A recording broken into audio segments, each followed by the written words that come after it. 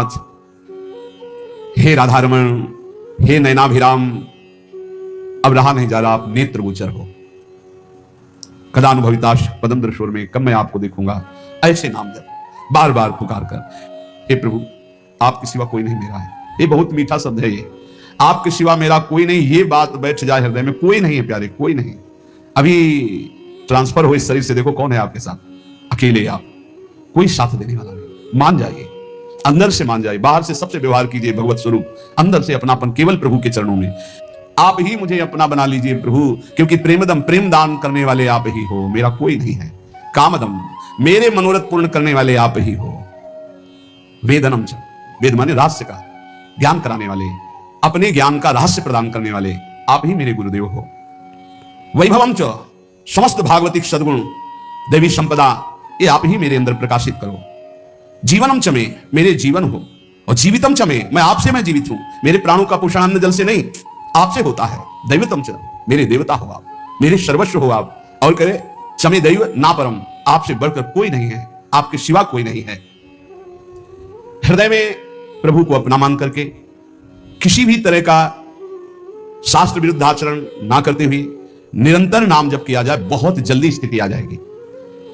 अधर्माचरण करके जो थोड़ा सा भी खान पान, रुपया पैसा, ये नष्ट कर देता है, विश्वास कीजिएगा। इसलिए डरो, ये जो अच्छे अच्छे पदार्थ खवाने वाले जन हैं, ये हमारे सुकृतों को लेने वाले हैं, ये हमारे भजन को लेने वाले हैं। इदम मधुमुखम विषम हरति जीवितम तत्क्षणा, बहुत ध्यान देने योग्य बात है।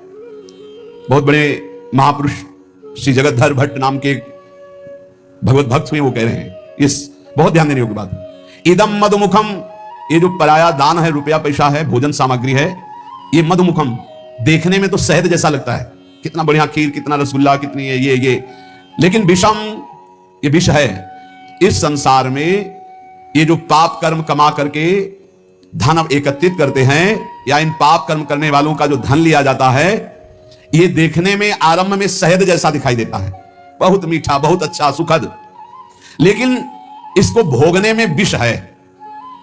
जो जब तक भोगा नहीं जाता तब तक ये अमृत जैसा दिखाई देता है, अधर्म की कमाई। और जहां भोगा गया तहां ये बुद्धि नष्ट, जीवन नष्ट, तेज नष्ट, सब नष्ट कर देता है। भूखे रहना पसंद है, अधर्मियों के द्वारा दिया हुआ दान नहीं स्वीकार करना चाहिए। पक्का समझो, पक्का। ये कैसा है? बोले शरीर को रोग ग्रसित करके भयानक दुख देना, बुद्धि को भ्रष्ट करके भयानक पाप पैदा कर देना, परिवार में अशांति पैदा कर देना, हृदय में अशांति पैदा कर देना, अधर्म का धन। इससे बचना चाहिए। लोग बड़े खुश होते हैं घूस लेने में, बहुत खुश होते हैं कि हमने बेईमानी कर ली, बहुत खुश होते हैं कि छल कपट करके सर्वनाश कर देगा। मान लो सच्चाई से तुम्हें जो भगवत प्रसाद रूप मिलता है, अपने कर्तव्य का फल, उससे तो ठीक है, लेकिन अपने कर्तव्य से गिर करके जो कुछ एकत्रित करोगे तुम्हारा नाश कर देगा। बचो इस दक्षिणा से, बचो इस हलवा पूरी से, बचो। प्रार्थना है, शौचाई बनेगी, चाहे नमक रोटी खाओ, चाहे बड़ी रसगुल्ला खाओ, और जो खून बनेगा वो खून जो है तुम्हारी बुद्धि को भ्रष्ट कर देगा, टिकेगा नहीं शरीर में। वो ऑपरेशन, फोड़ा फुंसी, रोग इनके बन करके निकलेगा, फाड़ के निकलेगा। गृहस्थों के अन्न के मोटे मोटे दांत, भजन न करोगे तो फाड़ डालेंगे हाथ। इसको याद रखो, ये ब्रह्म सूत्र है। ये ऐसा मत समझो कि हलवा पूरी और सब रसगुल्ला बढ़िया आराम से खा रहे हैं, बड़ा चैन है बाबागिरी में या दान पुण्य के धन में। गृहस्थी होकर कभी ऐसे हाथ फैलाना मत सीखो, ऐसे देना सीखो, ऐसे करना मत सीखो। और विरक्त होकर के जितने कम से गुजारा चल जाए उतना खाओ, ये सब बहुत बचो। ये दान पुण्य का खाने से ऐसे डरो जैसे जहर से डरते हैं। कई बार कहा है, गृहस्थों के अन्न के बड़े बड़े दांत, भजन न करोगे तो फाड़ डालेंगे हाथ। सबकी भावना बनती है कि हम साधु सेवा करें, होती है कि 4 रोटी हम पाते हैं तो 2 पवाएं, ऐसा होता है। ये जो अधर्म का पैसा का भंडारा पवाओगे ना संतों को, तो आप ऐसे में खोपड़ी फोड़ेंगे, पट्टी बांध करके घूमेंगे, जहां तिलक लगता है वहां पट्टी बनेगी, जहां एक दूसरे के चरणों में झुकना चाहिए वहां बहनी बिटिया की गाली और थप्पड़ चलेंगे। क्यों? क्योंकि तुम्हारे पैसे हैं, तुमने जैसा कमा के दिया वैसे ही। सुनाया था ना, एक परमहंस जी जंगल में रहते थे, राजा गए, बहुत दिन पीछे पड़े, निमंत्रण दिया, चलो महाराज। महल में गए, प्रसाद पाया।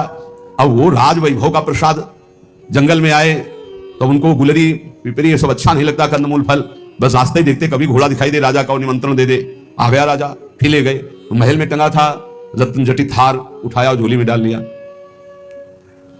जंगल जब वापस चले गए अपनी कुटिया में तो रानी श्रृंगार की ले गई, बोली महाराज मेरा हार गायब है।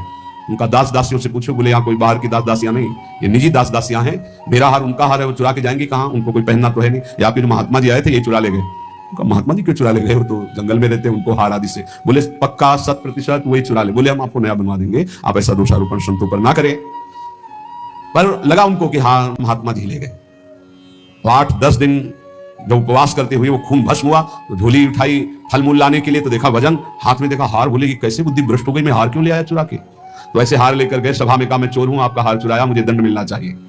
राजा ने कहा महाराज मैं परीक्षा के लिए आपकी झोली में डाल दिया था, आप सत्य हैं, आप चोर नहीं हो, और उनको अंदर ले गए। राजा ने इसलिए ऐसा कहा कि सबके संतों की प्रति भावना न खराब हो जाए। एकांत जाके कहा महाराज आप ही हार चुरा कर ले जाते हैं और फिर आप ही वापस लाते हैं, इसका रहस्य क्या है। उनका इसका रहस्य तुम्हारा अन्न है, मैं एकांत में कंदमूल फल खाकर भजन करने वाला, तुमने निमंत्रण दिया, राजन न पाया, मेरी बुद्धि भ्रष्ट हो गई और मैंने चोरी कर लिया। पक्का समझो ये जो अधर्म का दिया हुआ धन है ये तुम्हारे को भी नष्ट करेगा और जिसके पास जाएगा उसकी भी बुद्धि नष्ट करेगा। बहुत दयनीय दशा हो जाती है जब भजन में रुचि नहीं होती, रुपये में दृष्टि होती है और भंडारे में दृष्टि होती है, बड़ी दयनीय दशा होती है, बड़ा हृदय शुद्ध होता है। फिर आखिरकार ये कहना पड़ता है कि राधे राधे करो, चुपचाप भजन करो, भजन में लगो, कोई बात नहीं, जैसे प्रभु रखे वैसे रहो। बकाया प्रार्थना है जिनके कानों में शब्द पड़ रहे हो, माधुकरी पालो या जो नमक रोटी बने उससे जीवन यापन करो। ये दूसरों के द्वारा दिए हुए बहुत प्रकार के मेवा पकवान मिष्ठान अगर खाओगे तो आप सही में बुद्धि आपकी द्वेष राग करेगी, लड़ाई झगड़ा करेगी, भगवत प्राप्ति नहीं कर पाएगी। नच दक्षिणाम, बिल्कुल कड़े रहो। भरण पोषण करने वाली स्त्री जी हैं यहां वही भेजेंगी जो पास करके भेजेंगी, पूछने की भी जरूरत नहीं पड़ेगी, बस कड़ा स्वभाव रखो, तनिक भी किसी से लेने की चाह ना हो, गरज होगी तो विश्वंभर स्वयं अपने आप करेगा, तभी बुद्धि शुद्ध रहेगी। उतना ही हमने देखा है महापुरुषों को भी भंडारे में पाते हुए, बहुत वीतराग परमहंसों के साथ रहे, वैसे लिया उतना ही लिया जो उदर पोषण के लिए जरूरी है, 2 कचौड़ी 2 पूड़ी थोड़ी सब्जी, बस महाराज ये गुलाब जामुन ना, दक्षिणा ना भाई ना, खप्पर में लिया और गंगा किनारे बैठ के पारे, कुछ नहीं बिगड़ा।